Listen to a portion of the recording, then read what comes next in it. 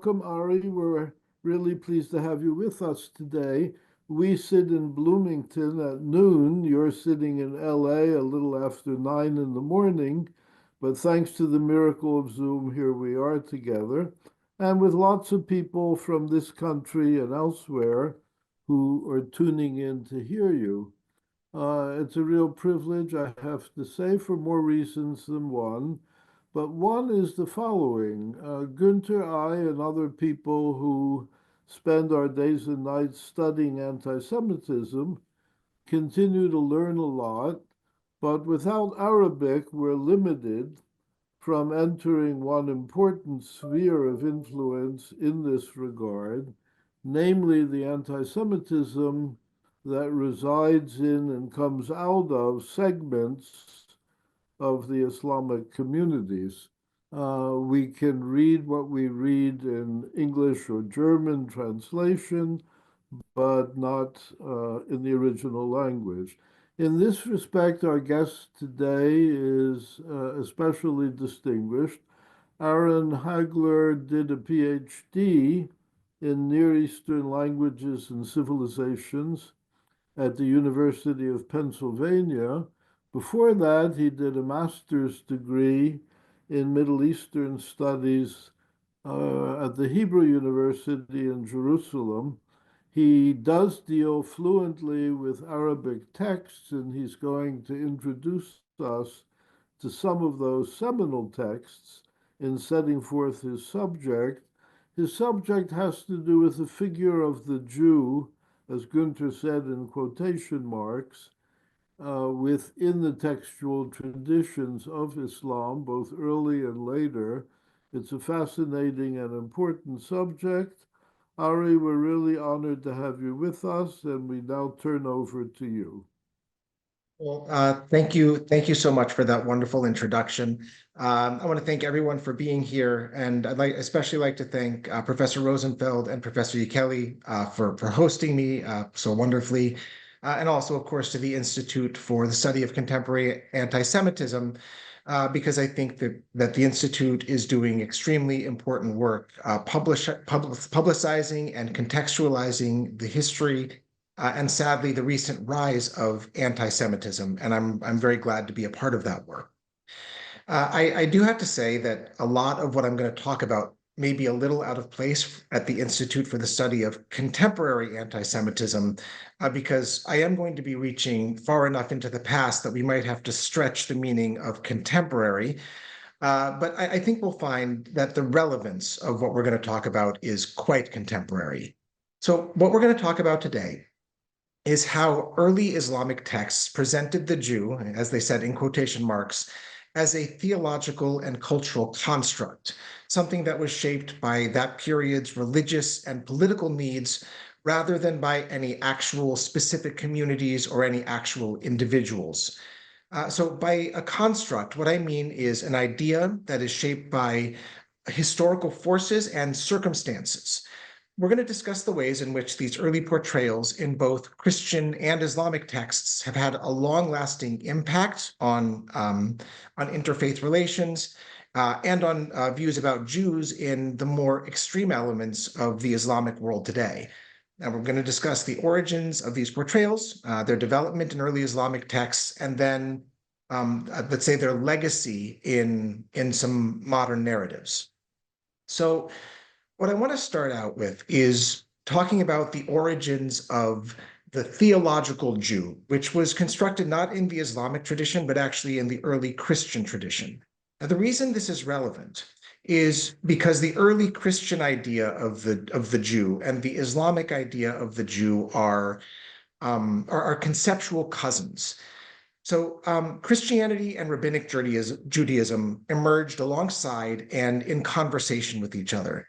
And increasingly, the parting of the ways, as the separation between early Christianity and Rabbinic Judaism is often called, was contentious. Christian writings from the 2nd century onward show a pronounced effort to distinguish Christianity from Judaism. But it's important to remember, this is a process. It's not like Jesus is born one day and then the next day there's Christianity and Judaism. This is something that it takes a few centuries.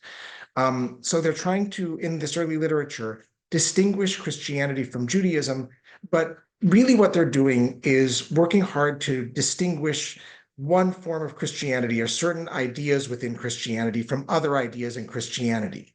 And so in that context, the Jew became a useful figure. The Jew in these texts is a very flexible figure, excuse me, kind of a shadowy figure who could be made to embody whatever negative stereotype or improper Christological or theological position a person wished to decry.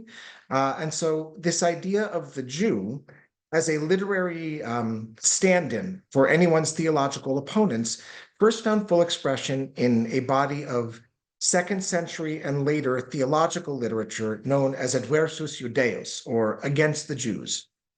The goal of this body of literature was not necessarily to denigrate Jews per se, although I mean that denigration is among its accomplishments, but really rather to distinguish one form of Christianity from another. So a central part of this genre is the portrayal of Jews as morally and theologically flawed.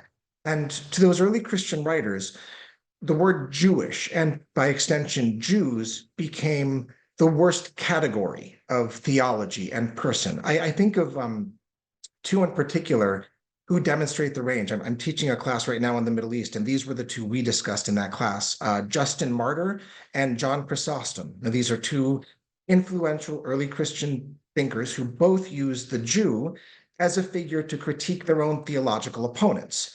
The criticism of the Jew was almost incidental. It's just sort of what happened. Justin Martyr's book, Dialogue with Trypho, this was written around the year 150, 155, depicts a pointed but generally respectful conversation, dialogue between the author and a Jew named Trypho. Now, a couple hundred years later, the tone had shifted. This man, John Chrysostom, in a book called Adversus Judaeus, which is the same as the genre, but a lot of them wrote books with that title, it's far more vicious, and it accuses Jews of all sorts of sins that anyone familiar with blood libels would recognize. And since we're at a talk at the Institute for the Study of Contemporary Anti-Semitism, I assume we all know what that means. And between those two men, who are certainly not alone, we can see that this genre of theological literature became increasingly harsh over time. And within this literature, the appearance of this Jewish figure can be used to, represent anything that the writer opposed. A scholar named Joshua Garraway, when writing about this genre, Adversus Judaeus, said, but I think best, he said, the word Jewish became the mud slung back and forth. So this was a demonization not of actual Jews, but of the notion of Jews, of the Jew in Christian theology. And that laid the groundwork for medieval Christian European anti-Semitism, because people mistook the notion of the Jew in this literature for actual Jewish people. So the creation of the Jew as a theological construct provided a framework that influenced Islamic traditions too, or if it didn't influence it directly, at least we can say that the Islamic tradition may have gone through some of the same processes or some of the same engagement with Jews as a concept. By the time Islam emerged in the 7th century, Christianity's depictions of Jews as theological foils was well established. Islam inherited and adapted some of those elements, but with its own unique twist. Now, as we're going to see, there are many reasons to consider at least the possibility, and I think the likelihood, that the Jews that are referenced in the Quran and the Arabic histories of Islam were similarly constructed notions rather than actual people. So in Islam, the focus, the construct wasn't focused as much on moral failings like it was in the Christian tradition, but it was focused on theological resistance. Early Islamic texts depict the Jews as skeptical of prophecy and resistant to change, which echoes those Christian portrayals, those early Christian portrayals, but in this different framework. So the Quran sometimes calls Jews Banu Israel, which means children of Israel, and it respects them as a chosen people with a divine revelation from and a covenant with God. But the Quran also depicts them as having strayed from their covenant with God, which is important because it set the stage for the replacement of Judaism with Islam as the latest, and by that time they would say most complete version of a string of divine revelations. So, what does it say? In the Quran and in the early biographies of the Prophet Muhammad, we see portrayals of the Jew, and there's a nuanced depiction of Jewish communities. It's not all bad. The Quran provides some verses which depicts Jews as chosen, but also as rebellious or ungrateful. For example, in Surah 2 of the Quran, the second chapter, in verse 47, the quote is, "Children of Israel, recall my favor which I bestowed upon you, exalting you above all nations." Of course, the Quran is spoken by God in the tradition. And so this is a verse that emphasizes, hey, Jews, I chose you and I exalted you above all other nations. A similar idea is expressed later in that chapter when the Quran says basically the same thing: "Children of Israel, remember my blessings, which I bestowed upon you, and how I favored you over all created beings." So not just nations, but kind of on the individual level as well. Now, what these verses do is in the Quran, they affirm the special relationship between God and the Jewish people. But in other parts of the Quran rebukes the Jews for actions that are seen as breaches of faith. For instance, in Surah 5, in verse 13, Jews are described as rebellious breakers of the covenant. The quote is, "But for breaking their covenant, we condemned them," that is the Jews, "and hardened their hearts. They distorted the words of Scripture and neglected a portion of what they had been commanded to uphold. You will always find deceit on their part, except for a few." But then it says, "But pardon them and bear with them. Indeed, God loves the good doers." Another example is the famous account of the worship of the golden calf, which is talked about at length in Surah 20, right around the 80s in terms of the verse number. It criticizes the Jews for, at a moment of weakness or communal stress, lapsing or regressing back into polytheistic worship. Right? That's what the golden calf story tells. So this duality, praising the Jews and criticizing the Jews, allows the Quran to present the Jews both as recipients of divine favor and as examples of what happens when a community deviates from proper monotheistic faith, which on the one hand can seem like a critique of the Jews, but in actuality, when you think about it, it serves the same purpose as the Jews that are referenced by Justin Martyr and John Chrysostom and their friends, right? This is using the Jews as an example, as an object lesson for the initiated, for believers. So to summarize the position of the Jews in the Quran, the Banu Israel, the children of Israel, are depicted as a chosen people whom God freed from servitude by leading them out of Egypt and into the Holy Land, but also as polytheistic backsliders and killers of prophets, which is something I'm going to mention shortly. So the Quranic children of Israel carry a mixed record, let's say, of religious accomplishment. But the Quran has another designation for Jews beyond Banu Israel, and that designation is Yahud, which is still the same word in Arabic for Jews today. Now, when the Quran talks about Yahud rather than Banu Israel, generally, this is not a hard and fast rule, but generally it refers to the contemporaries of the Prophet Muhammad rather than the children of Israel who interacted with God. So these presentations tend to be much more negative. It's not, like I said, it's not a hard and fast rule that Banu Israel are the past Jews and Yahud are contemporary, but more or less. So these reminders of the blessings bestowed upon the Jews in the past are punctuated by other verses that castigate the Jews of Muhammad's time and imply that their election as a chosen people could be stripped and then given to others. In chapter 5, verse 18, it says, this is about Jews and Christians both. It says, "The Jews and Christians say, 'We are the children of God, the ones he loves.' say that this is the Quran telling the believers what to say to Christians and Jews when they say that. So when they say we are the children of God, the ones he loves, you should say, then why does he punish you for your sins? No, you are mortals among those he has created. He forgives those whom he wishes, and he punishes those whom he wishes. God has sovereignty over the heavens and the earth and all that is in between. So, in other words, the Jews were chosen, but that choice could be revoked for bad behavior.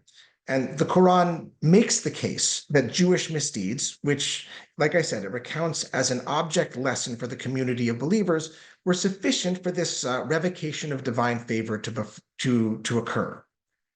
So, okay, what did the Jews do that was so bad that God revoked his favor? And by implication, what are the terrible behaviors believers must avoid lest they suffer the same consequence, right? So again, using them as an object lesson. The Jews are presented as rebellious breakers of the covenant, which may actually be a kind of topical in that moment reference to the Jews of Medina with whom the prophet interacted. I'll talk about them more in a moment. But the worst thing they did is the golden calf, right? The polytheistic worship of the golden calf, the backsliding into paganism, is probably their worst offense because it highlights the Jews' idolatry and casts doubt on their monotheistic credentials. So, also, according to the Quran, the Torah predicted the life and prophethood of Muhammad in much the same way that Christians will assert that the Jewish scripture also predicted the life and career and Messiah coming of Jesus. So according to the Quran, the Jews predicted Muhammad, but then the Quran accuses the Jews of falsifying their own scriptures, of changing it or leaving stuff out or changing the order of verses to change their meaning. So there was actually there's a whole branch of Islamic scholarship that's devoted to the ways in which the Jews changed their scripture.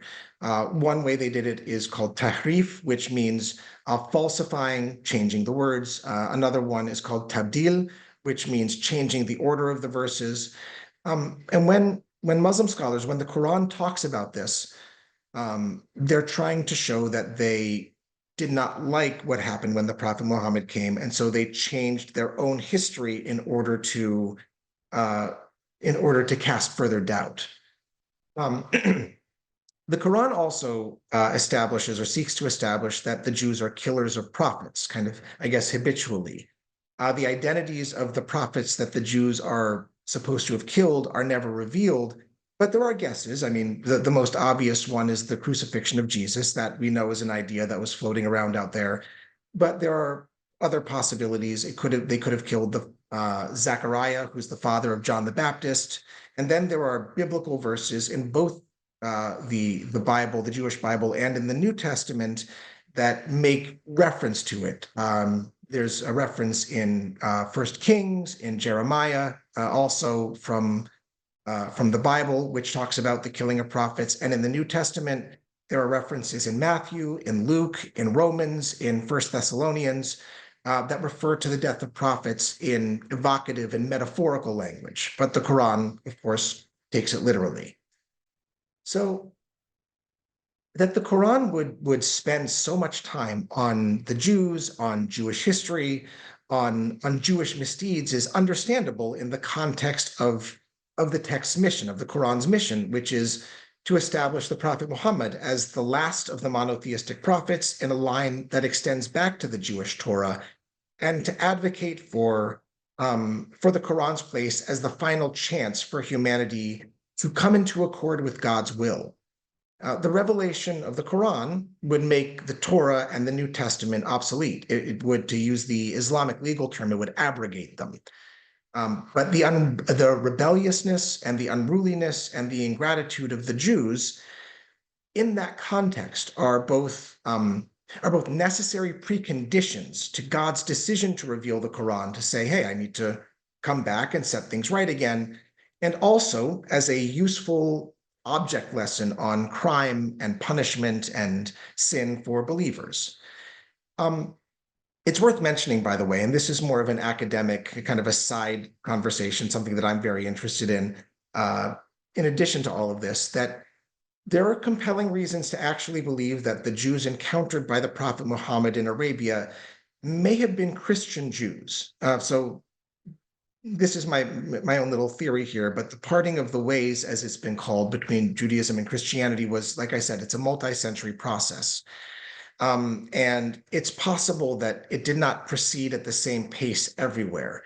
So in Surah 9, there's a statement that Jews today find confusing. It says, the Jews say that Uzair is the son of God, and the Christians say that Al-Masih, which means the Messiah, is the son of God.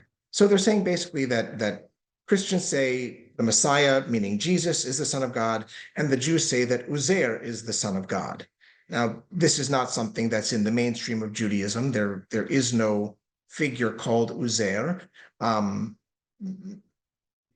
of implies him as a Jewish Jesus, and we can, maybe go down that rabbit hole another time. But what we can say is that that the Jews of which the Quran were aware were at least likely outside of the Jewish mainstream. And at the very least, we can say that they were a small group of people that should not be taken to represent a monolith, but that is largely how the Jews of, the Yahud, rather than the Banu Israel, but how the Yahud are treated in the Quran. So beyond the Quran, there are other early Islamic texts that make reference to Jews, one of which is the body of literature known as Sirah, or the biographies of the Prophet Muhammad, and also the Hadith, which are sayings or actions that are attributed to the Prophet Muhammad and to some of his companions, to his contemporaries. But they kind of build upon this idea of the Jews as object lessons, and they pretty much always depict the Jewish communities of which Muhammad was aware in his time as antagonistic.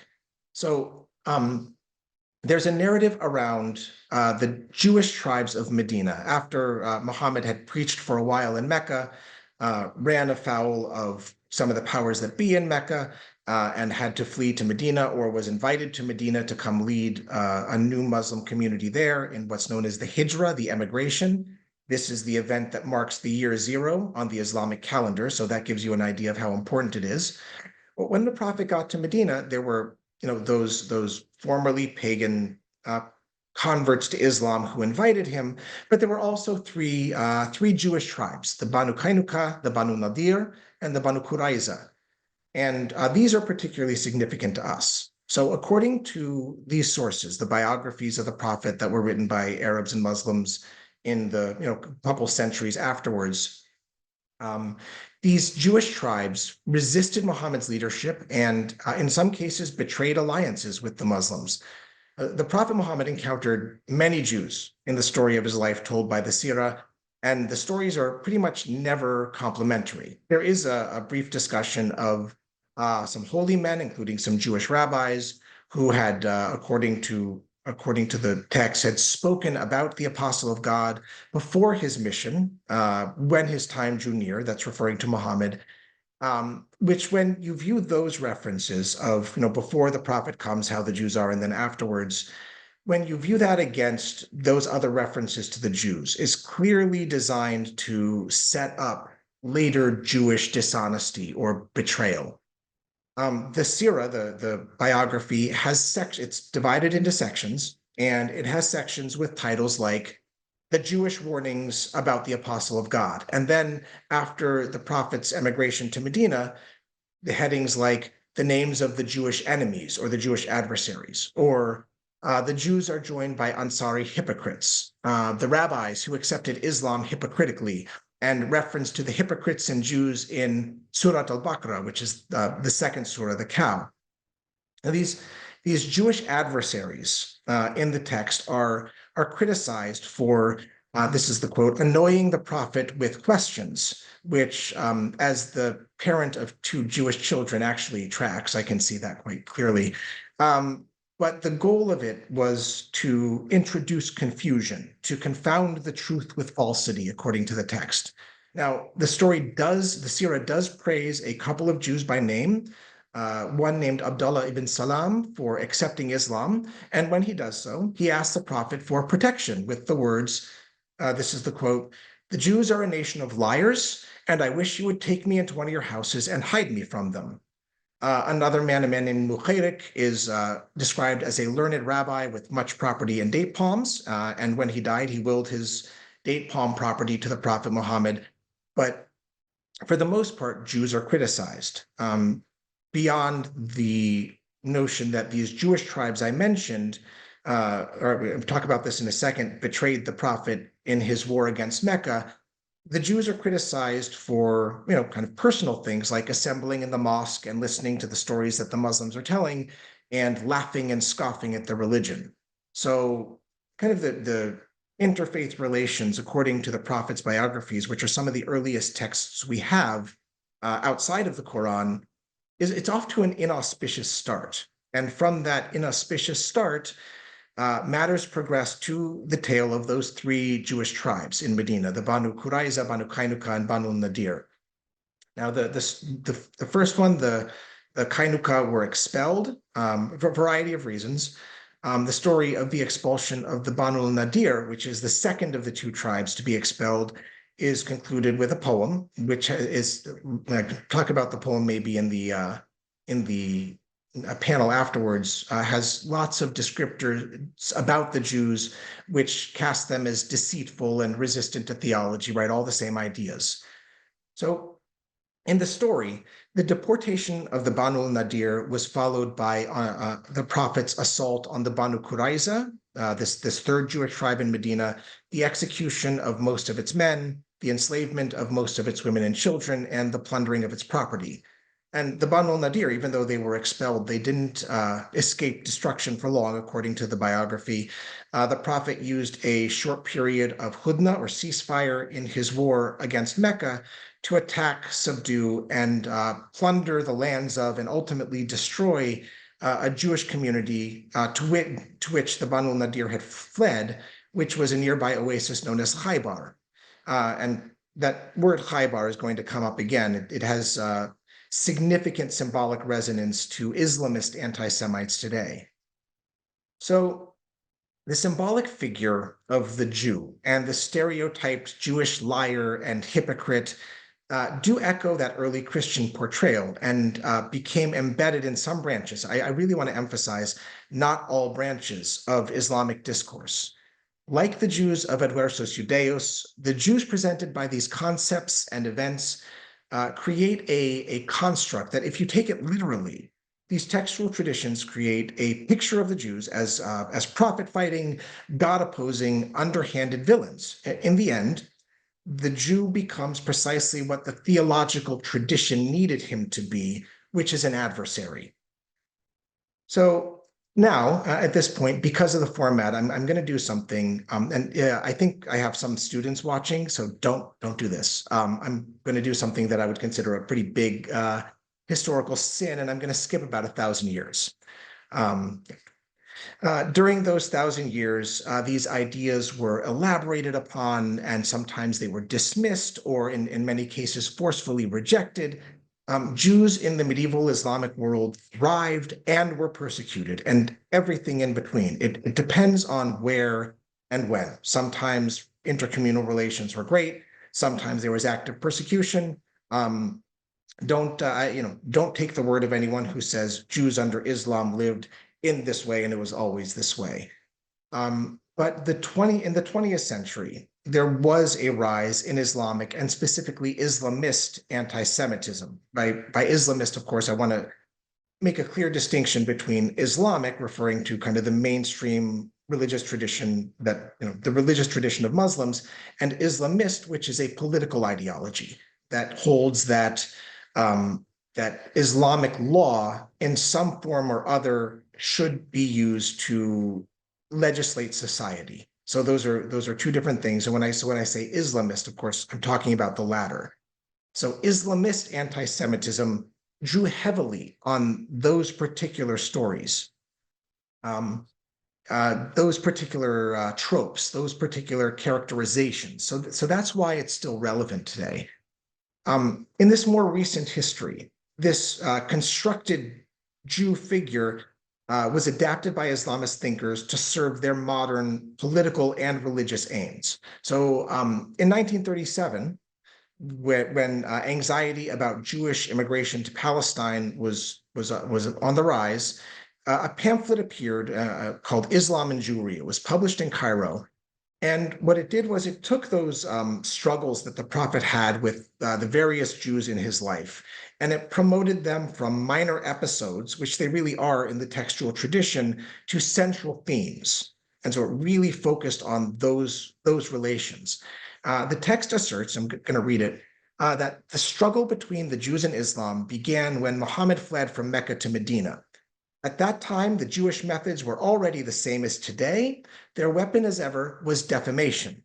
They tried to undermine Muhammad's honor, asking him senseless and unsolvable questions. But with this method, they had no success, so they tried to eradicate the Muslims.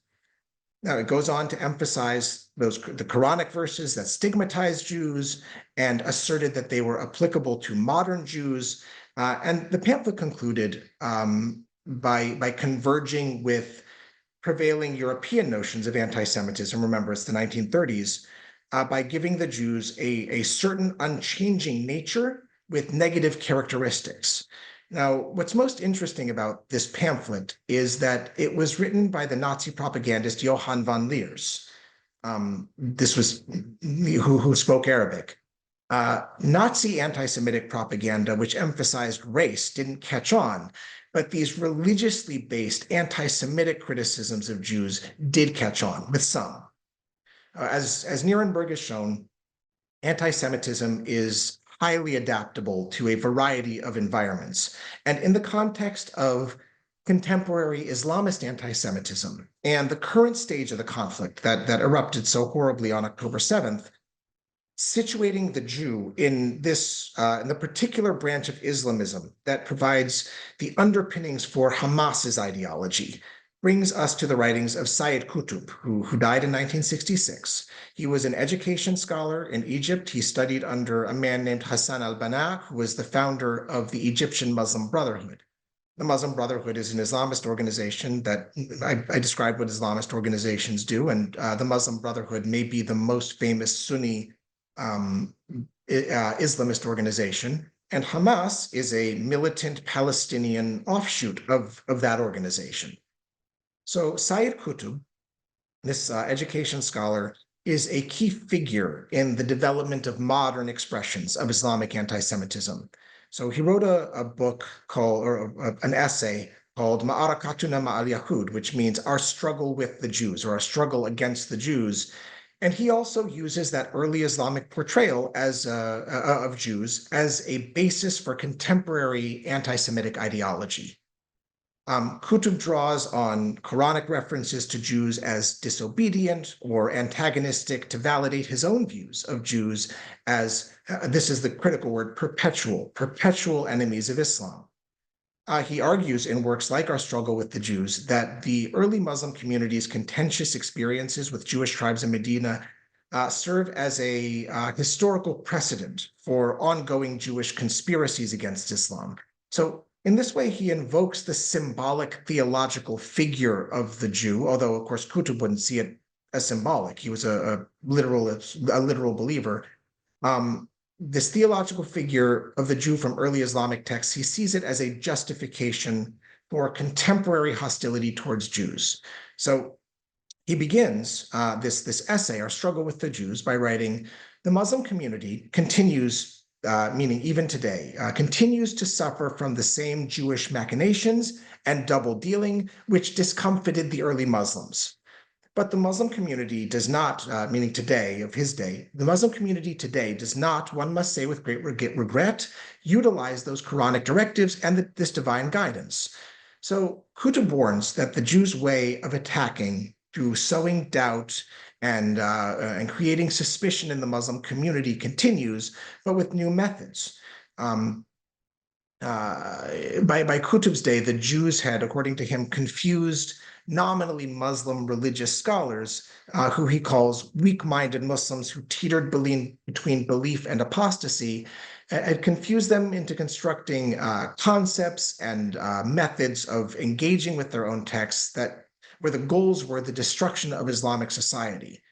Now, of course, Said Qutb made no, even though he lived during the period of time when Israel existed, he made no distinction between Jews and Zionists, as some will try to do today, and he emphasized the evil psychology of the Jews in the Quran, who, and this is a quote, who perpetuated the worst sort of disobedience against God and behaving in the most disgustingly aggressive manner and sinning in the ugliest way, committed unprecedented abominations.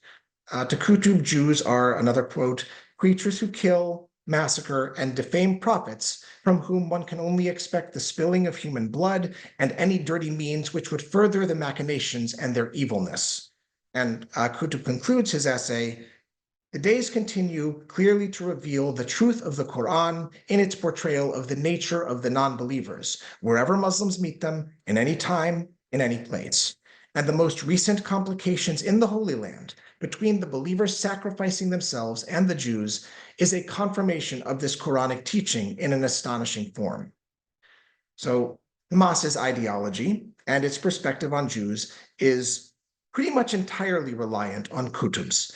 In 1988, Hamas put out its charter. I'm sure many of you are familiar with it, and it explicitly references those early Islamic texts to describe Jews as enemies. This includes a reference to a hadith that predicts a final confrontation between Muslims and Jews at the end of days. The charter also directly quotes the passages that Qutb emphasized, which portray Jews as, again, perpetual adversaries of the Muslim community.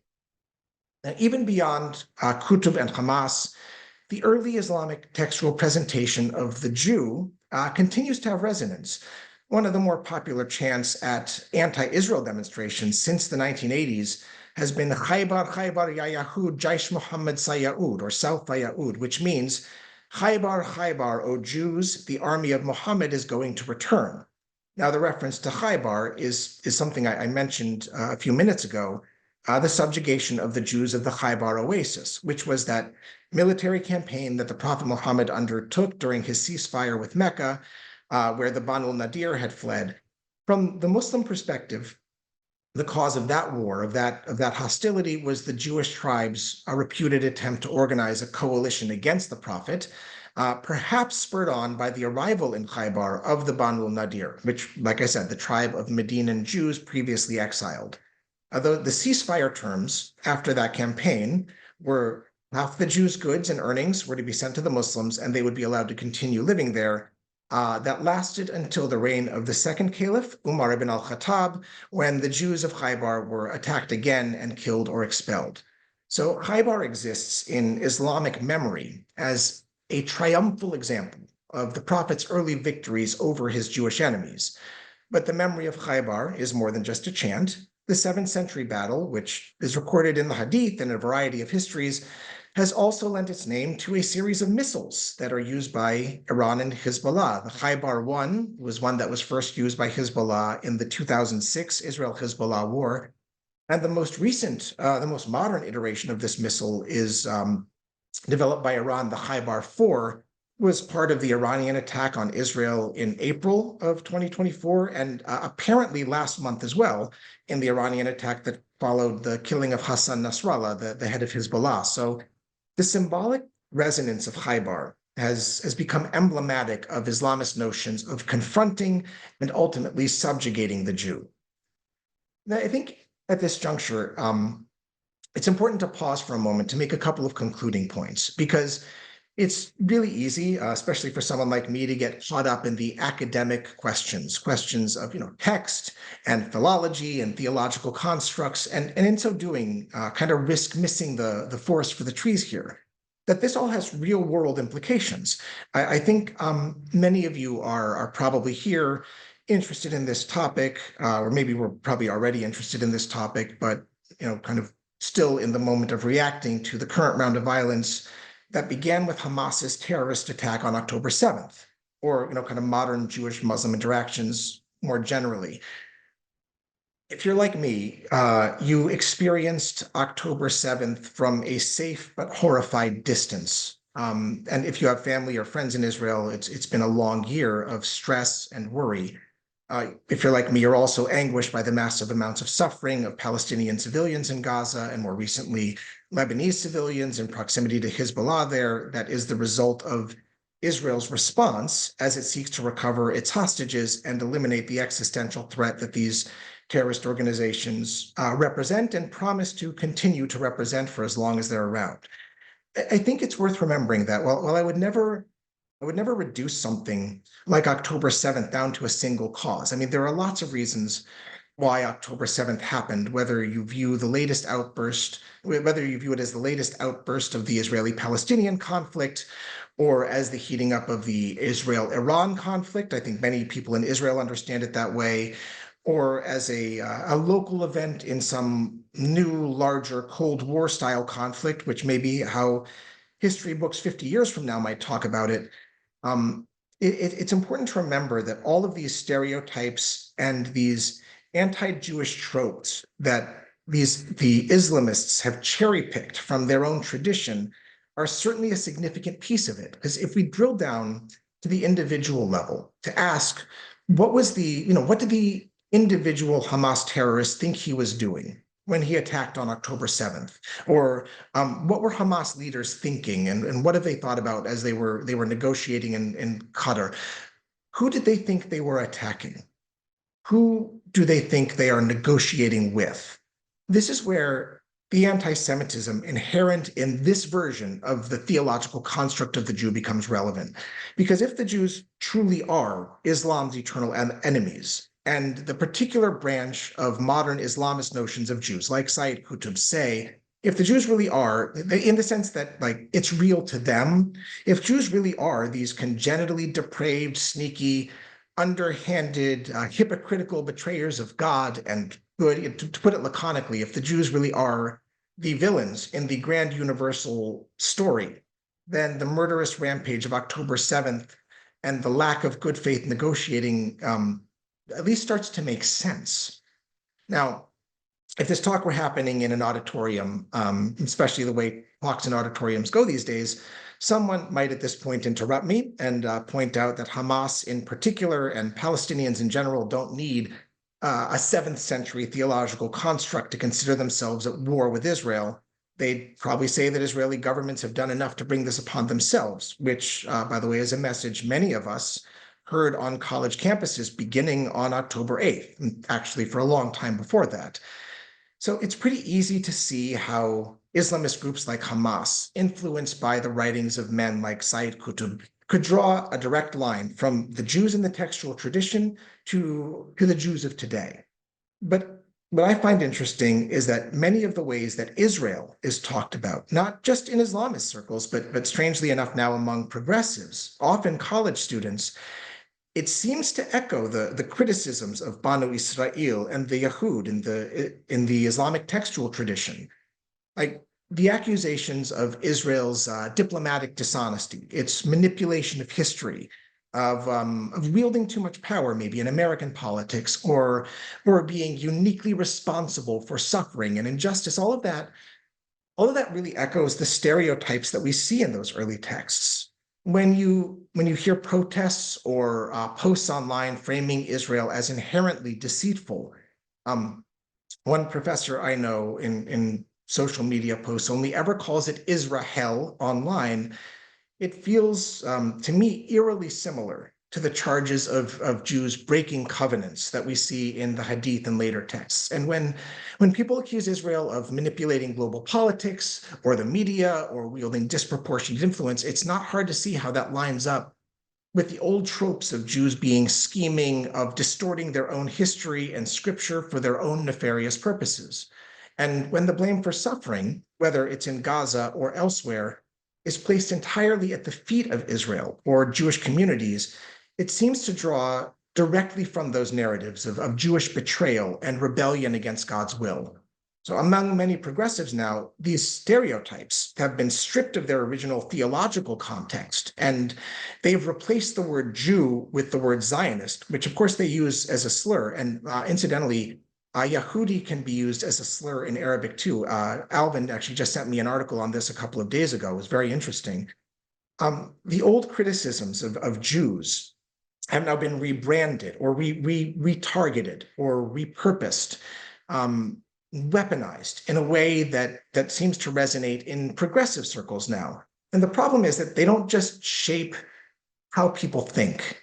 They end up shaping the reality for Jewish students, for Jewish communities, and for Israel internationally. And this just fuels hostility and makes real, meaningful dialogue or even the hope for peace just that much harder to achieve. Oh, in closing, I want to say it's important to note that these portrayals of Jews in early Islamic texts, while often critical, do not define the views of all Muslims. There are obviously Islamist groups today that are vociferously pushing anti-Jewish doctrines based on this cherry-picked piece of the textual tradition. And there are certainly some Muslims who are convinced of or sympathetic to these views who don't actively propagate them. It's impossible to guess at numbers or percentages, but it's really critical to remember that there are also Muslim voices actively decrying anti-Semitism, and in some cases emphasizing other pieces of the textual tradition, like Surah 2, verse 62, which states, indeed, those who believe in Islam and those of Judaism and Christianity and the Sabaeans, whoever among them truly believes in God and in the coming judgment of the last day and works righteously shall have their reward with the Lord. So this underscores the fact that in the early and medieval Islamic world, Jews often did and often could live safely and sometimes thrived. But the lasting impact of those early portrayals can't be ignored. The figure of the Jew in early Islamic texts began as a construct shaped by theological needs, but it evolved. And by tracing how those stereotypes and constructs were created and perpetuated, my hope is that this talk has shed some light on the deeper roots of some of the modern conflicts and prejudices. I hope it helps explain why certain narratives persist and why they resonate so powerfully in different contexts. Now, understanding these origins isn't just an academic exercise. It provides clarity about how ideas evolve and how they can be weaponized and how they influence real-world behavior and policy. And we know from history that anti-Semitic notions that are embedded into a religious tradition can be very difficult to overcome.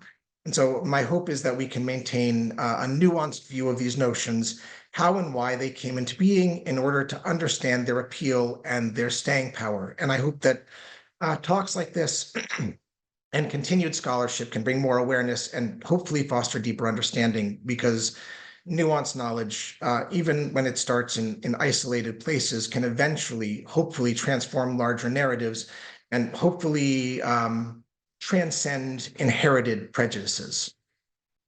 Thank you.